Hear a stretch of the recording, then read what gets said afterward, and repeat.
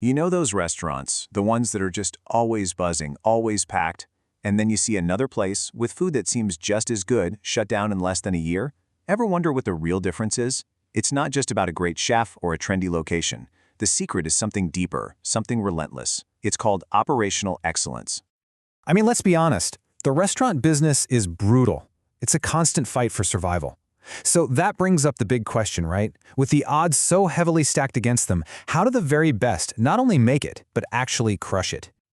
Let's start with a really tough number, 86.3%. Think about that. That's the annual staff turnover rate in this industry.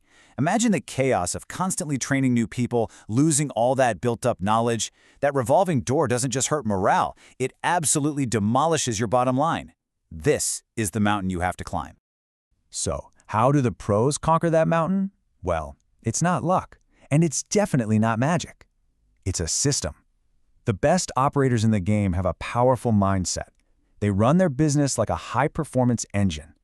Every single part, the money, the inventory, the people, the equipment, has to work in perfect, synchronized harmony. If one little gear starts to slip, the whole machine can grind to a halt. So, come on, let's pop the hood. We're going to start with the powertrain, the absolute core of all its power.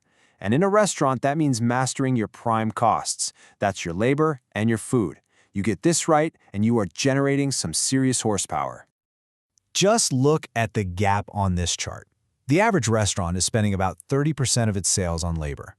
But the elite operators, they drive that number way down, below 20%. That 10 to 12-point difference isn't just a nice to have, that's pure profit flowing directly into your bank account. So how in the world do they pull that off? They replace guesswork with data. Period. They build schedules based on solid sales forecasts, not just a gut feeling that it's going to be busy. They obsessively track key metrics like sales per labor hour, basically how much money each employee is bringing in every hour. And this is huge. They cross-train their teams to build a nimble, flexible crew that can adapt to anything. Okay, now for the other half of that powertrain, winning what I like to call the food cost war. And believe me, it is a war. But it's not fought with brute force. It's won with spreadsheets, with kitchen scales, and with absolute, non-negotiable precision. And this right here, this is the battlefield. See, to win, you have to master this concept called variance. On one side, you've got your theoretical cost, what you should have spent based on your recipes and what you sold. On the other, your actual cost, what you really used up. That gap in the middle, that's your profit just leaking away from waste or theft or sloppy portioning. Your entire job is to close that gap. So where does that gap even come from? Well, you got spoilage, unrecorded comps, but the number one killer is just plain old waste. Get ready for this. A staggering 25%, a full quarter of all food prepared in U.S. restaurants gets thrown away. Now just imagine reclaiming even a small piece of that. The impact isn't just big, it's completely transformative. But here's the thing. A powerful engine is just a hunk of metal without the right fuel. And in this business, your people are your fuel. This brings us to the most critical system of all, building a team that wants to win. And it all starts on day one, a truly great onboarding process. It builds loyalty from the second someone walks in the door.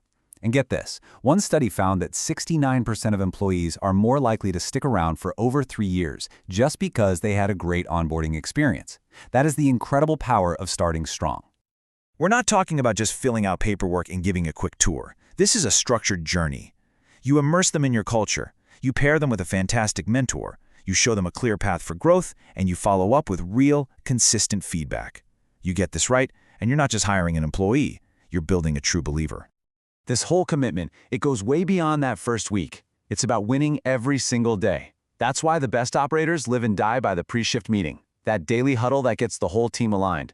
Because you know the saying, if you don't run the shift will run you.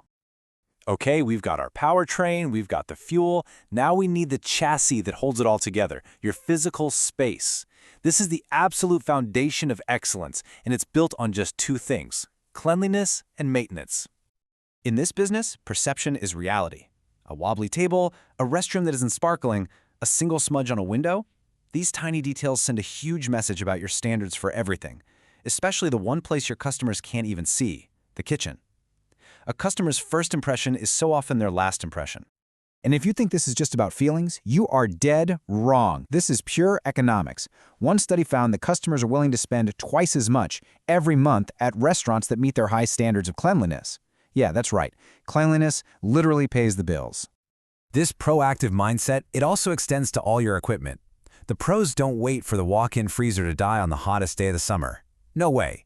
They practice preventative maintenance. They see service contracts as an investment, not an expense, because the cost of a routine checkup is nothing compared to the absolute disaster of a breakdown during a packed Saturday night. All right, our engine is built, it's fueled up, and it's running in a solid, well-maintained space. So what's the final step? You have to connect it to a dashboard. This is all about using data to drive growth and creating a powerful, non-stop feedback loop. In today's world, this is a massive question every single restaurant owner needs to be asking themselves. We all know good reviews are important, of course. But what is one of those little stars on a review site actually worth in cold hard cash? Well, the answer is pretty stunning.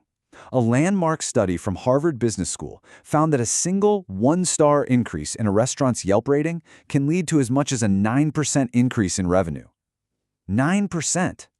That's not a vanity metric, people. That is the real bankable value of running a tight ship. So here's the crucial takeaway. The best restaurants don't just hope for good reviews. They engineer them. They build a powerful feedback loop. It's a really simple process. You ask for feedback. You analyze it for trends. You share what you learned with the team. And most importantly, you act on it immediately. That is how you turn feedback into fuel for growth. And that really brings us to the heart of it all. Operational excellence isn't one big heroic action. It's not about having the trendiest menu or the most expensive chairs. It's the disciplined, consistent, and usually invisible execution of 1,000 small things, day in and day out. So I want you to look at your own operation, your own engine. Which part are you going to tune up first? Because identifying that one single gear, well, that's not just the first step. That's the start of everything.